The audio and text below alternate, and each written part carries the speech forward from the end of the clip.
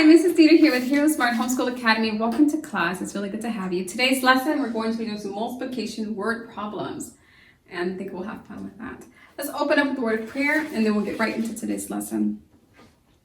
We thank you, Lord, for this time we have to learn and grow. We seek to do the best we can and add to what we know. We love you, God, with all our hearts, and to others' love we show. Pleasing you is our goal. Now to our lesson we shall go. In Jesus' name we pray. Amen.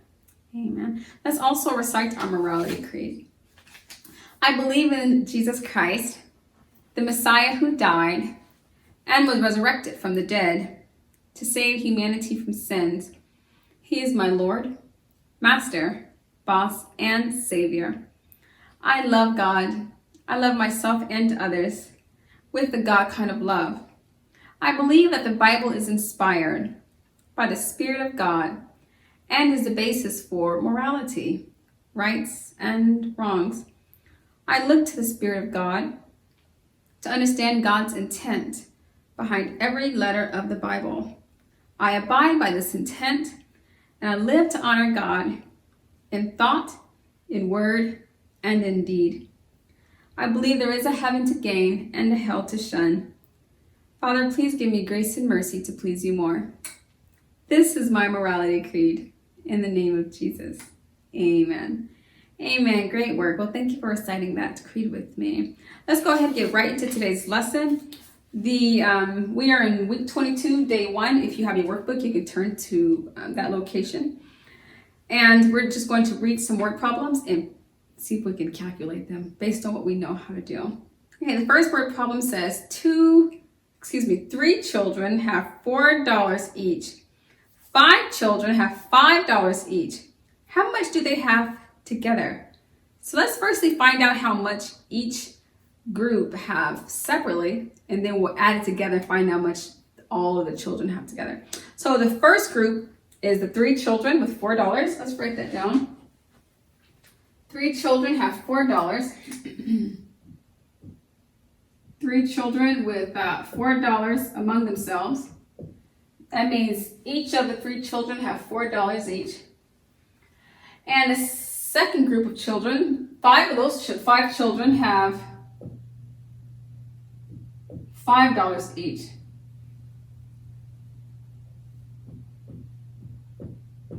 So what we're going to do is we're going to multiply this straight across. And it's a multiplication problem because we want to find out each of these children have $4. So if you have one child with $4, plus another child with $4, plus a third child with $4, you can either add that together, 4 plus 4 plus 4, which is 12, or you can just remember that 3 times 4 is 12, and that'll help you get to that answer quickly.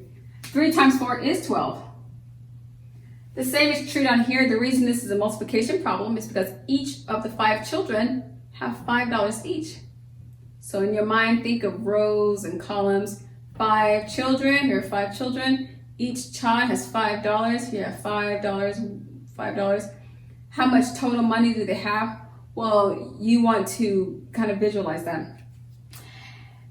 To calculate it, just count by 5 to 25.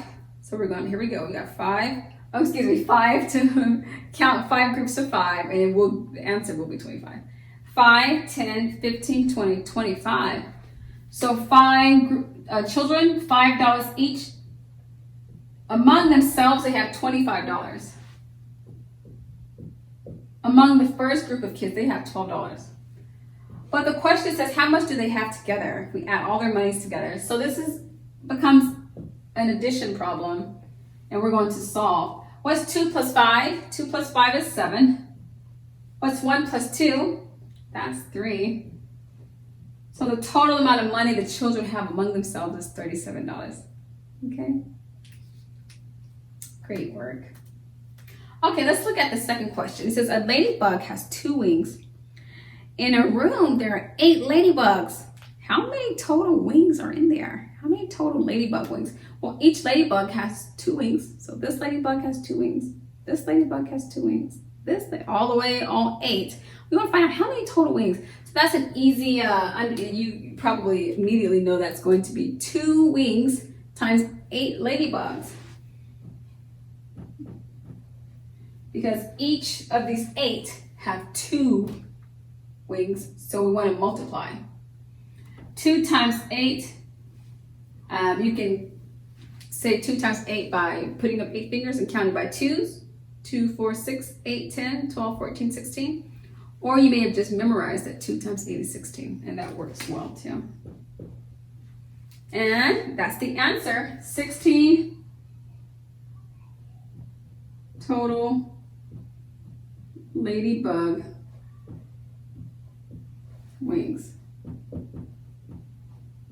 Perfect. All right, and finally we have, there are 9 groups of students. Each group has 5 children. How many total children are there? So there are 9 groups of children. Here's 1 group, here's 2 groups, 3 groups. All these groups around the room, there are 9 groups. But in each of those groups, there are 5. So they're huddled in groups of 5. How many total children? So that's going to be, what is that? 9 groups times 5? Can you see that? 9 groups of children. Each group has 5 little children. How many total people are there? How many total children? That's going to be 9 times 5. You can get to this answer by, if you say, well, 9 times 5, Mrs. Nita, well, just look at it from a different perspective. This is the same as saying 5 times 9. Remember?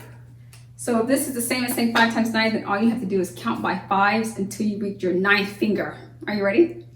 5, 10, 15, 20, 25, 30, 35, 40, 45. We have up 9 fingers. We count it by 5, and we stopped at 45. So the answer is 45. 5 times 9 is 45. 9 times 5 is 45. And there are 45 total children, or total students. Okay? Okay, I hope that'll just jumpstart your understanding and kind of get you to thinking as you embark upon your own word problems that you need to complete in your workbook today. Thank you so much for coming to class and for being a part of today's lecture. Until tomorrow, God bless. I'll be your hero's buddy, and as you study with Heroesmart, I will be